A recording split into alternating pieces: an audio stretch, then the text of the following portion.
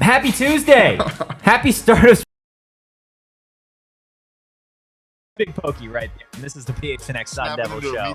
I'm Anthony Totri. Look, man, it was a long morning. You didn't find time to eat. It is what it is. That is DJ Jacob Franklin making all the magic happen behind the mag. Can you do the DJ thing? My mouth is full. DJ Jacob Franklin. He has a kid. He has a baby. There it is. Guys, do us a solid. Hit that like button, hit the subscribe button, and leave a 5-star review if you're listening on audio. Haven't already, head over to gophnx.com today. Click that little Die Hard tab. Sign up to become a PHNX Die Hard. You're going to unlock the Die Hard Discord. You are going to get discounts on merch, events, exclusive Die Hard only content, and so much more. Shane, we're so back, dude. We're so back. Spring football's back. It is an absolute vibe. We were out at the Kajikawa practice fields this morning. We've got a lot to get into in terms of the offense, the defense, maybe some special teams, some special plays, and some special players. I don't think we're going to get into any of that. We're going to get some sound from Kenny Dillingham, Marcus Arroyo, and Jake Smith as well. Smith and Xavier Alford back on the field for the first time this spring, and they're able to play. Shane, just initially, what stood out to you the moment you hit the field? It was a lot more organized, and not organized because it was definitely organized last year. The energy just felt like this team had been practicing together, as opposed to last year when it was kind of a shit show the first day. Energy was high, vibes were great, the weather was amazing. Kenny is still recovering from his injury on the basketball court, but he's still running.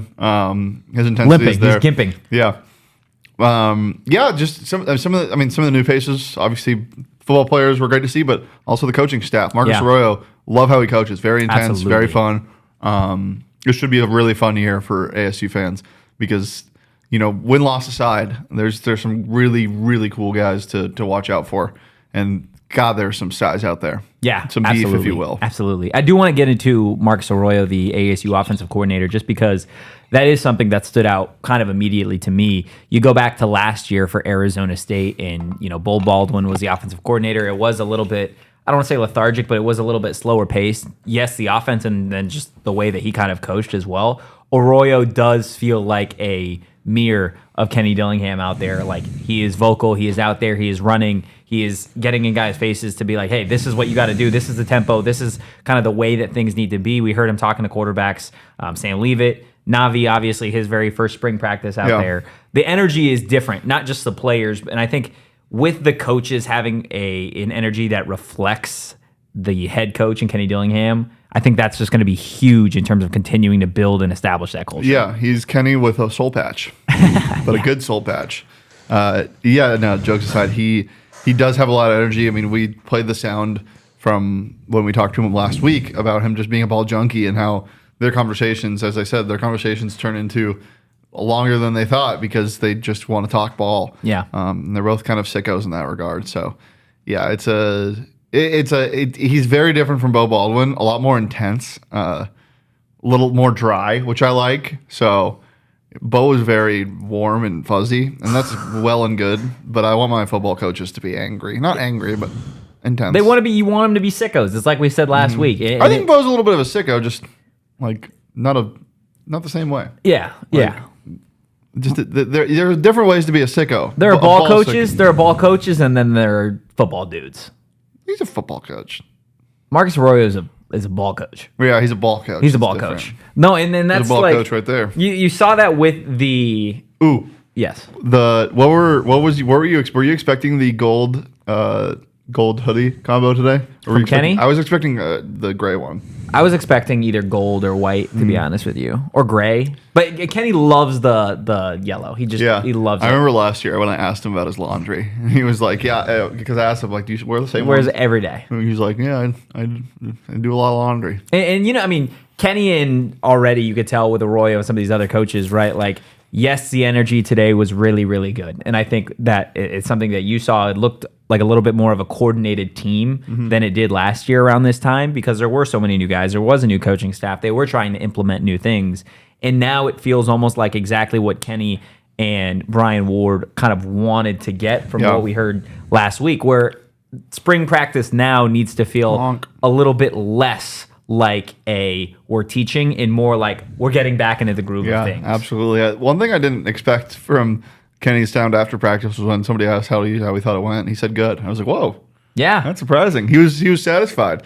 There's a lot of things he said that needed to be cleaned up, but he thought the energy was great. And one thing he noted was, when you need to sprint off the field, they're sprinting off the field. They're finishing drills, and that is a testament to obviously the culture they've established, but also the leadership positions that have returned, or guys that have stepped into leadership roles that were here last year that know what to expect, because there are a lot of new faces. There are a lot of transfers. There are a lot of freshmen. And some of the freshmen don't act like freshmen, which is surprising. I mean, not just acting like freshmen, but they're playing on the field, too. We saw some freshmen making some plays. Tony Lewis and Kuba, he had an interception at one point. The defensive backs, a position that we'll definitely talk about extensively today, because it was kind of crazy to see just how well they did in their first day. Kamari Wilson, Javen Robinson, It's fitting that they practice right next to Sky Harbor for the no-fly zone. I think there needs to be something there. They look different, man. They look different. And we'll get into some of the guys more specifically. I know there's one that just really jumps out to you that we'll talk about a little bit later on, but I do want to get back to just the entirety of the vibe of practice and how it was a little bit more of a coordinated effort. Kenny Dillingham multiple times already has talked about his main focus in kind of how they want to get practice going in the right direction, and it starts with communication. Things have certainly changed, and this is what Kenny Dillingham had to say about the team's communication on day one. Obviously way better than day one from last year. I don't even think it's comparable. I don't like to compare that because I think it's just a low standard, but I think it was solid for a day one. I thought specifically the new guys at linebacker and safety communicated well, which was a positive. Obviously, way. Yeah, I was distracting Jacob. Some of the new guys, right? Specifically, Xavier Alford's not necessarily a new guy, but he is new in the sense of he's back on the field communicating with these guys. He wasn't doing that in the fall because he wasn't playing because of the NCAA situation. And then at that linebacker spot, a guy like Keyshawn Elliott was in there working with some of the starters from last year. And I mean, it's just nice to see again that they've gotten guys in the portal and they're getting guys back on the field that really do fit the mold of what Kenny's trying to do. And not just the mold, but that want to lead, because think about going into a new job. When Totri came in here, he was all frail, shaking, scared, hiding behind the plants, and he didn't want to talk to anybody because I'm just kidding. That's what I did when I joined my first grade class when I transferred schools. I hid behind it was a chair actually. Anyway, when you get a new job, Totri wasn't actually like that. When you get a new job, it's hard. You can't just lead. You can't just do that. Yeah. Guys like this, obviously, they've spent time together on the off season and they've had a lot of team building activities. But still, it's your first day of real practice, spring practice.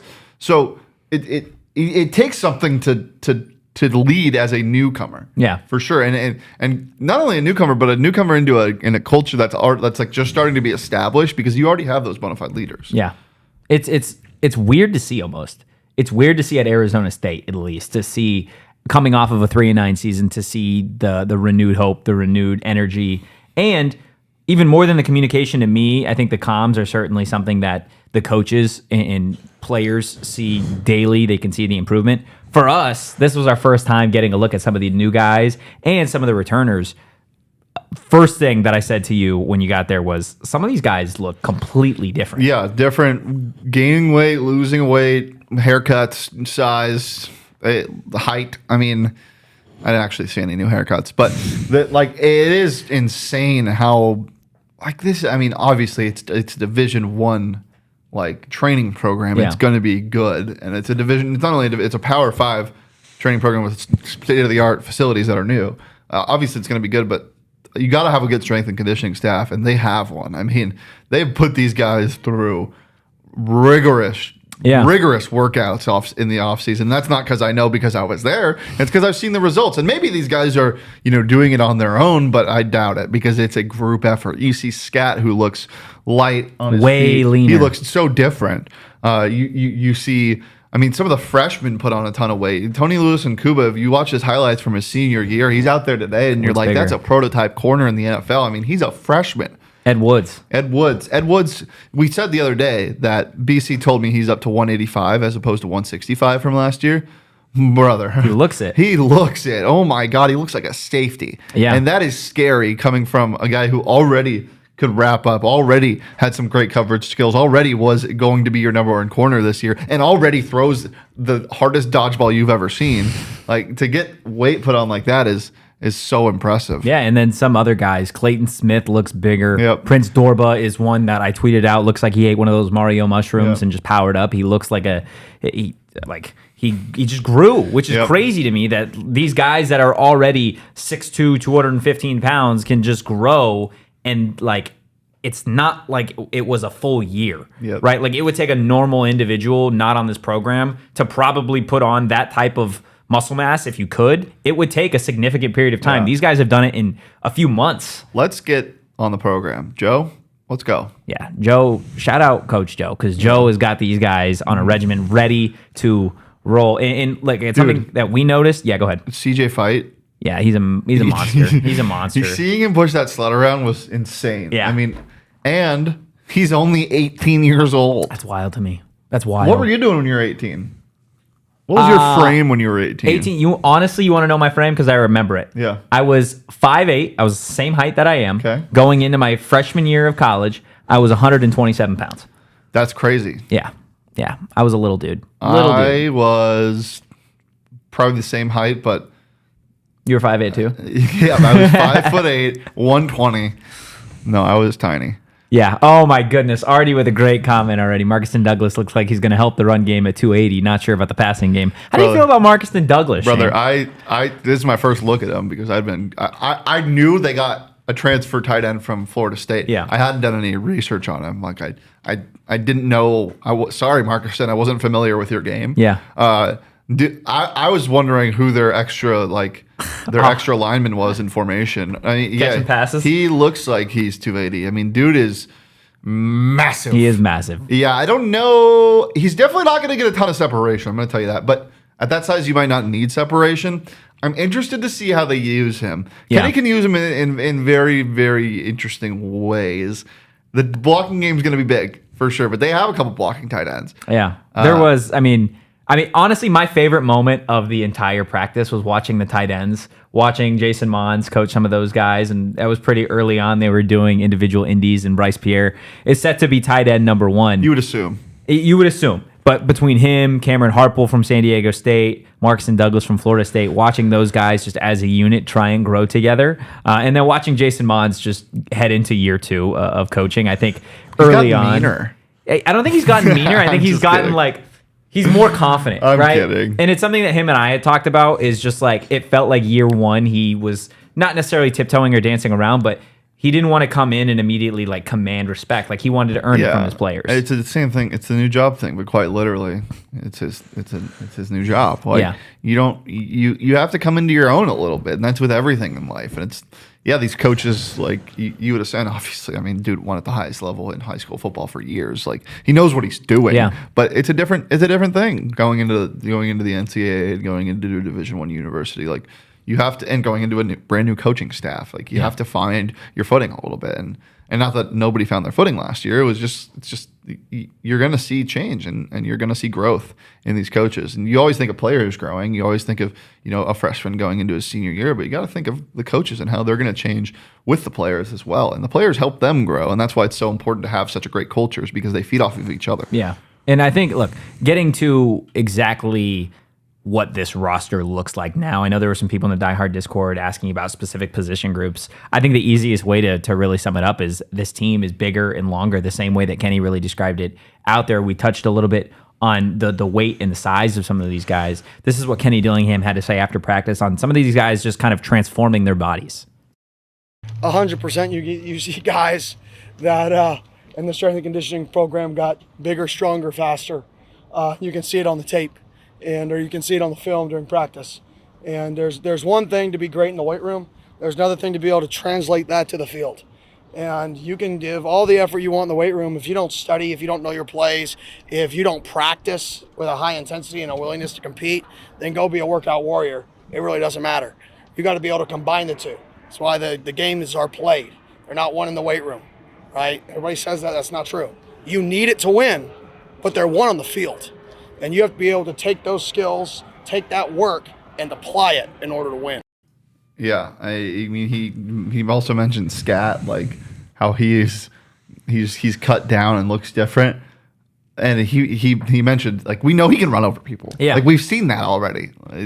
He's gonna run over people, but they weren't as explosive last year. Yeah, is something he mentioned. They didn't have as many explosive runs. Like, yeah, they'd go for 150 rushing, 200 rushing yards in games, but that was over the course of an entire game and pounding and pounding and pounding. They want more explosive plays because, as he said, like, college football is built on explosive plays. You think of the last 10 national champions, like Georgia, Alabama, Michigan, Ohio State, like LSU shot plays. Yeah. Pew, pew. Like, in the words of Jonathan Gannon, pew, pew. You have to gash people, and that's what Scat's going to turn into, I think, is a gashing back, which is so crazy. I mean, can you think about this dude hitting a hole and going, stop, and then seeing the safety 101 and ducking his head and poof. He's got that element to his game. And I think that, again, is something that can help this offense. Is you talk about the system can be there, but if you don't have the talent that matches it, then you're never going to see it, like, actually come to fruition. So yes, Scat was a dominant running back at times last season, but what was missing in his game, what was missing in the offense, like you said, like Kenny said, the explosive plays. And now you can kind of see these guys building their bodies and really trying to match what Marcus Arroyo and Kenny Dillingham are wanting to do in the offense. There's a lot of explosive talent on this offense with a guy now at Scat that can be an every down back. You got a guy like Raleek Brown that Marcus Arroyo mentioned can really do it all. You look on the outside, Elijhah Badger, Troy Omeire. I mean, Chris Cartman, 24/7 Sports tweeted out, he's a specimen. That's the best way to put it. Dude, he's 6'4", and he's just a unit on the perimeter. You remember how over the moon I was about him last year. And the thing with Troy Omeire is he could never put it together because of injuries. You know, his time at Texas, right? I believe so. His time at Texas was just like, he was the what if. He was the what if guy. Like, what if this guy could put it together? I mean, he's 6'4". He's taller than him. He has to be taller than that. Like, rangy, can run. He's a deep threat through and through. But it's just about putting it together. And we saw flashes last year. I mean, he's the only person other than our friend Jalen Conyers, who's a traitor, that I was comfortable with throwing a fade route to. And I hate fade routes. Like, that gives you so much, that's how much confidence I have in that. Again, it's the what if game, but the what if came to fruition last year. He played the entire year last year and was awesome in it. Yeah. Now he gets another year under his belt, and I think he can be that number 2 guy for ASU. But I don't know if the numbers really mean anything this year. There's going to be you can use people in so many different places. Like, obviously, when you think of traditional ones, you think of EK as your number 1 wide receiver, and he will be. Yeah, but you also think of a guy like Jake Smith, who's going to be used not just as an X receiver, not just as a wide receiver, not just as a Z in the slot, which transit or like what you would normally think of him as, but also as this guy who can come out of the backfield and a guy who can, find a soft spot in his zone, but a guy who can also burn you over the top. Like, so many people can do so many different things in this offense. So it's basically positionless basketball. It's exciting. In the receiver room, which is awesome. Yeah, and there's so much talent at wide receiver. You bring up a guy like Jake Smith, Xavier Guillory, who no one's talking about, Troy Omeire, Elijhah Badger. You look outside at the tight ends. You look in the backfield at the running backs. They've got somebody that can do everything across the board, inside, outside, in the backfield. It really is super, super fun just to see spring football back in action. Almost as fun as cashing a parlay on the BetMGM Sportsbook app, guys. If you haven't already, they've still got a phenomenal offer for you. Download the BetMGM Sportsbook app on iOS or Android, or visit BetMGM.com. Sign up and deposit at least $10 into your BetMGM Sportsbook account. Place your first wager and receive up to $1,500 back in bonus bets if the bet loses. And if the bet does lose, your bonus bets will be available once your initial wager is settled. Shane, I know it's a while ago that you took advantage of that PHNX promo code for you. Do you remember your very first bet? Do you remember what it was? No. It was probably had to do with Maction. Had to. No, I was a naive young man. Took like a minus 650 money line or something. No. I was probably just Suns money line, let it rip and roll. I don't remember. I don't know. I think mine was it had to have been like a first inning tie in an MLB game. I loved those for some reason when I first started. You mean? A Nerfy? Yeah, no run first inning. No run first there inning. You go. No, it was tie. I didn't do a no run first inning. I just That would be a tie. No, because Well, they I could score guess one you run won each, one, and it yeah. would still count as a tie. But you probably get worse odds on that than a Nerfy. No, you actually get better odds. No, there's no way you get better odds. Like literally, there's no chance because you have. No, because you still have a chance if somebody scores in the first inning. Yeah, but they would have to tie still. There's no way you get better odds. Guess we'll find out. And you guys can find out over at the BetMGM Sportsbook app. Again, sign up for BetMGM and use that bonus code PHNX. Place your first BetMGM Sportsbook wager through BetMGM Sportsbook mobile app for at least $10. And you guys are going to receive up to $1,500 in bonus bets if that bet loses. Check out the show notes for full details. And now listen to Shane talk about the disclaimer. Bonus bets expire in 7 days. One new customer offer only. Gambling problem? Call 1-800-GAMBLER. Available in the U.S. Call 877-8-HOPE-NY 467-369 New York. Call 1-800-327-5050 Massachusetts. 21 plus only. Please gamble responsibly. Call 1-800-NEXT-STEP Arizona. 1-800-BETS-OFF Iowa. 1-800-981-0023 Puerto Rico. First bet offer for new customers only. Subject to eligibility requirements. Bonus bets are non-withdrawable. In partnership with Kansas Crossing Casino and Hotel. See BetMGM.com for terms. U.S. promotional offers not available in New York, Nevada, North Carolina, Ontario, or Puerto Rico. We got some really fun things coming up at one of the best places ever, and that's at Wild Horse Pass at the Gila River Resorts and Casinos. There are so many great things to do there, whether your shtick is gambling, whether you like food, whether you like beer, they got it all. Or if you just like water and vibes, they got that too. I like water and vibes. Water and vibes is elite, but you know what's more elite? Seeing your favorite team on a craps table and rolling them die over the top of, like a Suns logo and hitting a midnight after you threw that. Midnight! Double sixes. Whop! I love you. That's what I say. That's what I say to the craps table, and I give it a smooch, and they're like, "Sir, please." I'm You like, kiss the table? "Yeah." But you know why I can do that? Because Can't you can be do allowed. you at Gila River Resorts and you're right. Casinos. Head over to Gila River Resorts and Casinos and let them show you what the next level is all about. They offer an authentic and immersive experience, and nobody does it better than Gila River Resorts and Casinos. As I said, you do you at Gila River Resorts and Casinos. Visit playathila.com for more details, guys.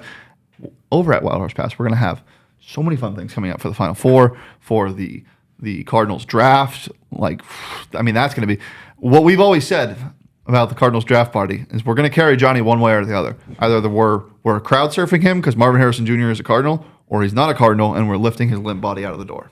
Oof. One or the other? Yep. Do you have a bet? You're going to make which one do you think is more likely to come true? I don't think they're going to draft him, sadly. You think they trade back? Yeah. Oof, it is what it is. Look, we talked earlier about for spring football, how for us it was our first look at some of these guys, but also talking about offensive coordinator Marcus Arroyo, like it is his first time seeing some of these guys not on tape and seeing them on the grass at ASU.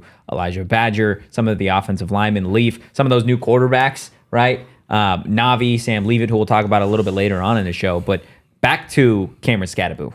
Right. He really is the workhorse at ASU. That's what he was last year. I think there were a lot of people that anticipated him entering the transfer portal to see he could go get a bag somewhere else. He opted to stay. He's changed his body, and he is going to be, again, the workhorse at Arizona State, and that doesn't change with the new offensive coordinator. This is what Marcus Arroyo said about running back Cam Skattebo. Another guy with a lot of experience, another guy with who plays with some real ruggedness. And I think this game is a rugged game. It's a tough game, especially at a back. The running back positions, before the snap of the ball, the only guy who's really staring at 22 guys ahead of him, and I think that takes a little bit different of a mindset when it comes to a guy who's got to play, down in and down out. He's a guy I don't think we're gonna have to pull off the field. Looks like an every down back. We haven't gotten into protections and stuff like that yet, but there's enough on tape. I think where his abilities are going to be something that are going to be pretty fruitful with what we're doing. This running back room is insane. Cam Skattebo, you bring back the Carlos Brooks, you bring back George Hart. George Hart looks like he changed his body. Kyson Brown. You add a guy in Jason Brown Jr., and that's with all Like, we're not even really talking about Jason Raleek. Brown's not here yet, though, right? No, I don't believe Jason Brown is here yet. And then you got Raleek, who you can line him up in the slot. You can line him up on the perimeter. You can keep him in the backfield. Like, he really can do it all for this team. This running back room is insane, but it is led by a guy in Cam Skattebo. What are your early expectations for Scat throughout the remainder of spring ball? Now that, again, he looks completely different than he did this time last year. Yeah, I mean, I think we're going to just... running backs are always hard for spring ball because you can point to pass pro and you can point to, like, their routes, but it's hard until they start tackling to really know. Like, yeah, their vision you can see, and obviously their size, but it's hard to really know. My expectations for Scat for the year, though, are like 1,000-yard rusher. 1,000-yard rusher. That's cute. Like 15 hundo. Those are the expectations. Yes, like that man is going to get the ball so much, so much, and this line is better and healthier, and yeah, I'm very high on this man, and as everybody should be. Him coming back for another year is so fun. It is so fun because you thought you were just getting a year, and I never thought he was going to transfer. I didn't know he had eligibility left at the start of last year. I had no idea. I thought you were getting a Sac State guy who was going to run for 1,200 yards and head of the league, and then that's it. But you get him for another year, and not only is he a great runner, but he's also just hilarious. He is, and he's a great Sun Devil because he goes out and supports a lot of the other sports as well. Yeah, he does. He's always at softball games. I think, again, you look at Elijhah Badger, you look at Cam Skattebo, those are really going to be your workhorses on offense, but we can be real. This offense is only going to move the way that the quarterbacks move, whether that be Navi, whether that be Jaden Rashada, or Sam Leavitt. What did you see and you get your early impressions from a guy like Sam Leavitt today? I'm kind of amazed at the command that he had already in that offense, and he had a pretty nice deep ball today. Yeah, he's got some really good touch. The thing, it's hard to really point out a couple things because first day of seeing him and they weren't running a lot of tempo. I think there wasn't really much to see except for the one drill we're going to talk about with the receivers versus corners, where he had a couple really great balls. But the main thing that stood out to me was his size. Yeah, he's a lot bigger than I thought. I mean, like he has a wide base. Yeah, that I wasn't expecting, and he can move. We know that. But yeah, he threw a couple good deep balls. There were no real errant throws, and the one that we did see from him looked like a miscommunication with the receivers. Looked like two guys were running the same route. But Kenny pointed out at the end of practice that they had to sacrifice some of the offense to get more reps on the defense to make the offense look worse because of the lack of depth they have right now. But overall, I mean, I thought he had a good day. It's just hard. It's hard to say without being able to compare him to a true number one because, like, Navi's awesome, but I don't think that he's a horse in this race. We did see Trenton though. We did see Trenton as well. Yeah, today. But Trenton's also like, he's so different because you know what you're getting from him. Yeah. And he has such a different game than Leavitt. He's much more composed, and it can't. I don't want to say he can't like throw the ball as far, but he's just like not as, you know what I'm saying? He's a different type of quarterback. Well, they have different types of games. I feel like Jaden Rashada and Sam Leavitt, they're the types that they're going to try and beat you athletically. Trenton Bourguet is going to try and play chess with you every single play. And I think you can even see that in practice. There was a throw today that he made that was phenomenal that we couldn't really see who threw that pass, and sure enough, it was Trenton. Like, he does make those plays time and again, and he's a veteran on this team. Again, I think there are a lot of people that are ASU fans that fully expect it to be a Jaden Rashada or Sam Leavitt race at this point, and it probably will be. But I think if we've learned anything, you can't count out Trenton Bourguet. I think it's more Bourguet and Rashada when he comes back, if I'm being really honest. Yeah, I mean, I haven't seen enough out of Leavitt, but that's just they both have a leg up because obviously of last year, but I mean, Rashada has the ultimate leg up from being here since he was a freshman and the eligibility he has left, but also just the raw talent. Yeah. And I think Bourguet has a leg up on Leavitt because of the experience and how much he's grown in this offense already. But it doesn't matter if somebody's more talented. So we'll see. I mean, this is definitely something that we're going to keep an eye on, obviously, for the next 4 weeks of spring ball and going into fall. But Yeah, if I had to say, my prediction would be those two as your 1 and 2. But again, it's impossible to tell right now. Yeah, especially right now with Jaden Rashada not participating in a lot of these drills. He is out there. We saw him throwing with his left hand at certain points, right? Just kind of warming up. But it is going to be a little bit of a playing from behind, I think, when Jaden Rashada does get out there. And Marcus Arroyo was asked about that, just in terms of how far behind or how much it is going to impact Jaden Rashada to not be out there. This is what Arroyo had to say. Yeah, I mean, when you've ever got a guy who's injured and is not going through, probably the total capacity of what you want to do as a player, you got to be ahead and maximize the rest of it. And I think, his ability to be on the headset right now, we got, as you guys probably saw, everyone's using microphones now. We got NFL headsets. He's locked and loaded into that. Guys are dialed in the meetings, going through the conditioning phases of anything we can do that are fundamental to the position, not only with the strength and conditioning group and conditioning, but anything I can do as far as fundamentally footwork. Anything without a ball, there's a lot of mental piece and mechanical stuff we can do without throwing. And I think getting him back in that phase is really the first piece of it. I think you could look at that two ways, or there are two parts to it, I guess.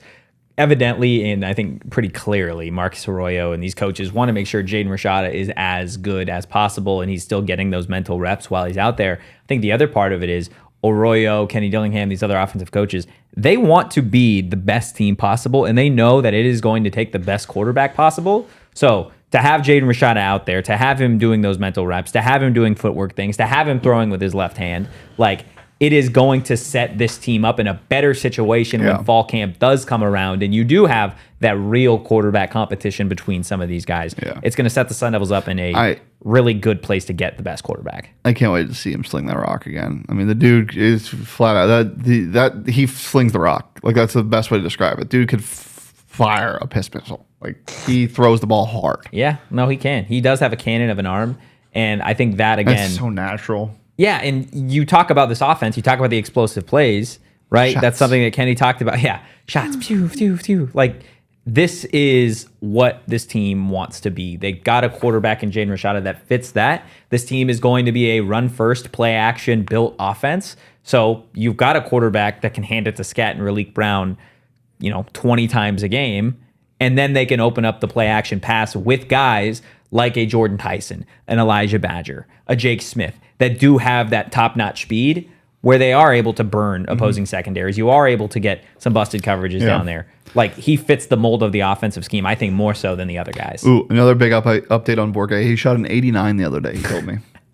So he did. That's impressive. It is impressive. He's improved since the last tournament that we had. Yeah. And he should be back out here. I do want to get to Joe's 10th, by the question. way.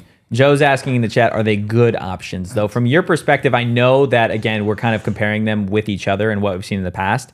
Do you think they are, quote-unquote, good options for Arizona State? Yeah. Jaden Rashada is a talented quarterback, and he's in a battle with two other guys. Yeah. Point blank, period, end of discussion. I don't... If somebody is competing with a guy we know is a talented quarterback, are the other options good? Yeah, of course they are. They're competing with a good quarterback. And if you don't believe that Jaden Rashada is talented, you don't know ball, and you can't talk ball with everybody. So you can't talk ball with everybody. But it's, again, part of it is going to be the quarterback. But we also have no idea what this competition is going to be. Yeah. So many things. Shit could change so fast that Rashada is not even up for the number one quarterback competition in the fall. You just don't know. I would honestly say, and I know people want to talk about the quarterback, that's rightfully so, but I wouldn't even say the quarterback competition is the best competition of the positions on the team. There are so many talented players. What's your favorite? The safeties. Really? Yeah, they're loaded.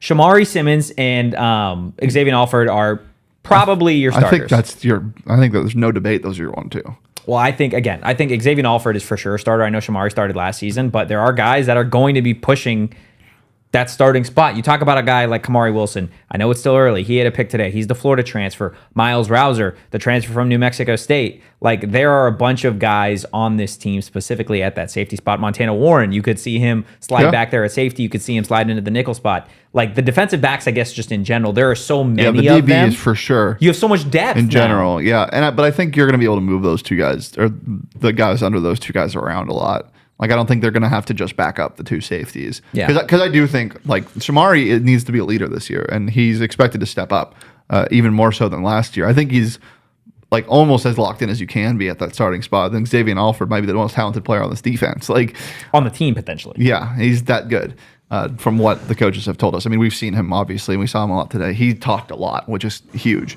Yeah. But you talk about the corner room, my goodness. Like, there's so much up in the air still because of how much talent you have. It's almost like a bummer that you can only start like 3. Holy shit. Right? Holy shit. What? Joseph. You don't even No, know. I'm gonna, because your box score watching. I was at practice today, Joseph. I was at practice. We're talking about practice. We're talking about games. Watching it Watching versus reading. football. Pew! Throwing the ball. Yeah. Like you said, you can't talk ball with Can't talk everybody. ball with everybody. Can't talk ball with everybody. Yeah. I do want to get back to the secondary, though, because, again, there are so many That's guys. crazy. And I know we were talking, like, individually. Ed Woods, as a guy you could probably pencil in to be a starter. Mr. Cole Beef Martin, himself. Cole Martin, you're probably penciling in to be a starter. And then you've got another spot, right? You've got that outside corner spot. Keith Abney was playing there a little bit today. LaTerrence Welch, the LSU transfer, he had an interception. Kamari Wilson had an interception. Javen Robinson had an interception, right? And these are in, like, 7-on-7. So, like, to be able to have Can we depth- call the Terrence Welch fruit snacks? he's listed as LT on the roster. I want to call him fruit snacks. You want to call him Fruit Snacks? Okay, you can ask him, see how he likes that. Or- hey, Snacks. Snacks Dude. goes better than Fruit Snacks. No, snacks isn't good because then you're getting feasted on. That's not good. Or he's eaten. Yeah, that's true. Or you Fruit just want to call him snacks Fruit? No, We got gushers in the office now. That's so bad. That's crazy. That's so bad. Got to work with a bunch of 8-year-olds. Hey, whoa. Whoa. Insane. I haven't seen anybody eat more eggs than an 8-year-old. So Okay. who's really the egg? Who's really the 8-year-old Totri? That was the most confusing. I don't know what you just said. Totri, how many eggs do you consume in a day? Wait, I mean, it depends Do on the 8-year-olds day. eat a lot of eggs? Yeah, Do they? Really protein, man. Really don't. I don't know if you know what you're talking about, Jacob. But Jacob, your kid's not 8 yet. yeah, you let us know when he's 8 how many eggs he's eating He? a day. What she is Wow. eating. Like, Or Okay, you're I talking know about a she's second- kind of. I know his she's. second kid. His second I know kid. she's kind of bald, but Oh my goodness. Did you see his daughter ball out for Colorado the other night? I didn't see that. Hadley? No. He was balling. We're just does chat know her name? Like, did we just throw that out there? the two of them have never been seen in a room Yeah, together. they haven't. Who? So Hadley and Hadley. Okay. There you go. Back to Arizona State, right? Uh-huh. You talk in the secondary about a guy like Xavier Alford who didn't get to play last season because of everything that he went through. Jake Smith on the offensive side of the ball, he was every bit as good as he was last spring, I think, in the very first practice today. I am so damn excited to see where he plays for this team and his usage because I know Kenny, I know Arroyo, they want to do a lot of stuff pre-snap, and I feel like Jake Smith kind of fits that mold along with a guy like Raleek Brown that can do a whole hell of a lot for this team before the play even starts. Yeah. Like, Jake Smith over under 800 receiving yards this year. Over. Over? Yeah. I think Jake Smith's gonna be used a ton. I mean, like a ton. I think he's gonna be a starting receiver for this team. I mean, there's just so much talent at wide receiver, too. Yeah. 800 is borderline wide. I mean, EK is obviously wide receiver 1, but those numbers are definitely wide receiver 2. Yeah, those are wide receiver 2 numbers. I almost guarantee. Here we go. We're throwing first practice. First we're throwing bold prediction guarantees. of the year. I almost guarantee they have 2,000-yard receivers this year. So you're thinking? And I don't know who that second as you guy say, your is. EKB and I don't know who that second guy is yet. Okay. I can live with But that. they could also have a 1,000-yard receiver and then like 6 500-yard receivers because they spread the ball around so much. But I think they're gonna zone in on somebody and feed them the rock. The Rizak? Yeah, That could be I fun. mean, there are teams that have 3,000-yard receivers in college football. But those are like, Yeah, those guys LSU. are league guys right after that, right? Like, I think it is going to be exciting. Maybe not as exciting, though, as everything that OGs has in store for you guys. It's March Madness. It is also Gummy Madness. Follow along as 8 competing dispensaries put gummy versus gummy against each other each week in a bracket to determine a champion. What? Vote for your I favorite bet on gummy this? as the winner will receive a BOGO offer. Follow along to see who wins. Also, while we're talking about OGs, they've still got their 2 new products made with live rosin and RSO, the OGs Naturals and the big OGs. I like to call this guy Big Pokey the big OGs because he's an OG here at PHNX. May not have the same great effect that OGs have on you guys, but That's he's offensive. some quality stuff over here. OGs I'm pretty Naturals close. are vegan gummies made with live rosin available in a this, stop see? it, bro. Stop it, man. I do that. Don't tickle me. OG's Naturals are vegan gummies made with live rosin available in a sweet clementine flavor. Like freshly squeezed juice, live rosin is created through a pressing process that's going to deliver the highest quality harvested cannabis. It's frozen and ultimately pressed to extract the all-natural live rosin oil. To learn more about OG's gummies or where you can find them, head on over to ogsbrands.com. You do got to be 21 plus to enjoy responsibly. And also head over to your nearest Circle K or wherever you can get some nice Arizona lottery tickets, because they got this new promotion called Arizona Adventure. And if you just want a box score watch, sometimes you got to go outside and touch some grass, which they allow you to do with Arizona Adventure, because you actually have to go outside to check into these places. Look, you can play Arizona Adventure with their lottery featuring their 3 new iconic landscapes on their tickets: Picacho Peak, Monument Valley, and Camelback Mountain. And these tickets have prizes up to $50,000. But as I said, you can also check in at their geolocated adventures at 10 destinations across the state, from Flagstaff to Yuma. Get some tape in while you're enjoying those long drives. You maybe go ahead and watch some film, watch some ball, and visit www.azadventure.com for details and locations. Visit azadventure.com for more information on how you can take advantage you can take an adventure for a chance to win $1 million in cash and Arizona travel prizes. It's not just about playing games and winning prizes. It's also about giving back to the state and its communities. Donald speaking some numbies into existence here. Going to have 3,000-yard receivers and 1,000-yard rusher. Rashada's thrown for over 4,700 yards and 32 tutties. I think if that all happens, we're talking about a top 3 offense in the Big 12. But we'll see. Top 3 offense in the country. Really? 4,700 yards from your For a quarterback? quarterback in 12 games? You're right. I'm thinking NFL-wise, yes. No, absolutely. 4,700 yards and 32 touchdowns would be pretty ridiculous for an Arizona State quarterback, period. For an NCAA quarterback, period. Yeah. I mean, those are the numbers that I'm putting up when the NCAA video game drops, Yeah. but that's just me. I don't know if everybody's built the same. It is what it is.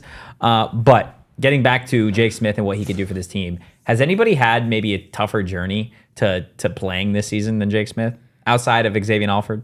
No, those two hand in hand. I mean, Hand in hand. They were hand in hand they were hand in hand the entire way. Yep, the entire way. Yeah. I mean, look, Xavier Alford and Jake Smith, the situation. For those of you who don't know, they both were denied their NCAA their waivers eligibility. for playing next year Yeah. because of 2-time transfers and their eligibility. Did Jake Smith transfer twice, or was he just? He might be a 2-time transfer. Yeah. He might be a 2-time transfer. But they weren't able to play last year. Yeah, which sucked. It sucked for this team, but I think now you can look at it and be like, hey, we've got these guys back, and they've got that extra year of eligibility, and it was a road. It was a challenge for him. But Jake Smith said that, everybody kind of backed them. This is what Jake Smith had to say post-practice about the team support for everything that he went through last season. They were great. I mean, everybody, I feel like this team is extremely close, and there's no bad personalities or egos. I think everybody gets along great, and they were just all themselves. I think that's all they could do, is be themselves and be there for me and let me know that if I needed anything, they were there. And they were great, and that's all I could ask for, really. It's really important to have a support system Yeah. among your football team, and it's good to hear that they're not just teammates and they're friends, and you really want teams to be close. Obviously, you want the players to gel and mesh on the field and off the field, and Kenny has made some incredible strides in just a year. Yeah. And you can see that it's exemplary with Xavier and Jake Smith. It's still crazy to me that, again, we've already talked about it, the depth at some of these positions, and now you add guys like Xavier Alford and Jake Smith back to spots where they were going to start last year. Jake Smith was going to be a top 3 receiver for Arizona State last season, and Xavier Alford was going to be a top 3 defensive player. He was going to be a starting safety for the Sun Devils, and now you bring them to a defense that is bringing back some returners, some quality returners at that, and then they went in the portal and added some great players. In the class of 2024, even in day one, is already starting to prove that they aren't going to just go into the night gently, right? They are certainly going to make an impact or try to Is that a poem? year in year Okay, one. Edgar Allan Poe. Hey, That's not Edgar Allan Poe. It might be. No, it's not. It's not? Who is it? Don't go gently into that quiet night. It's Rage. It's the poem Rage. Okay. I think, right? That's Good Night. It's Good Night. Dylan Thomas. Okay. Do not go gentle into that good night. Yeah, the freshmen aren't going to be doing that. They're going to be going in very ungentle. Okay? They are certainly going to have an impact here throughout spring ball, and I'm interested to see what they do really throughout the year. Shane, for you, before we get out of here, was there a winner of day one for you? Me. You won? Yeah, I won. How did you because win? I got to sit and watch ASU practice. I actually stood the whole time and watched ASU practice in great weather. Yeah. Yeah, it was me. That's valid. I'm going to say Brian Ward's the winner. Okay. Because not only did he get to see the defense as a whole really have a solid day with the defensive backs, the linebackers, the defensive line, still going to be very interesting. But he's the safety position coach, and he's got the most stacked position room, I think, on Arizona State's team. So he's the winner for me after day one, and he could be, by the end of spring, the start of fall camp, he could still be the winner, to be completely honest with you. Guys, but that is going to do it for today's... I got one thing. You got one other... Joseph, are you still here? Zach Wilson's rating in college was 190. So you want to talk ball? That didn't pan out very well. Shane has a new Stop enemy. bringing me stats. Shane has an enemy now on this program. No, I don't. I love you. Thanks for your engagement. I appreciate it. Guys, that is going to do it for today's show. Again, hit that like button, hit the subscribe button already. And if you've listened all the way through on audio and you haven't left a 5-star review yet, what are you doing? Come on. Let's get to it. Let's get to it, guys. Also, give us a follow on social at PHNX_Sun Devils. You can follow me at Anthony_Totri. You can follow DJ Jacob Franklin at Jacob_Franklin4. DJ Jacob Franklin. He has a kid named Hadley. This guy right here, Big Pokey, at Shane D. Just knowing ball as always. Knowing ball as always. And we will be back Wednesday at normal time. And we're going to be covering spring ball every Tuesday, Thursday. We'll be out there some Saturdays as well. So definitely stay locked in. But in the meantime, guys, go Devils. Peace. We all silly like the mayor.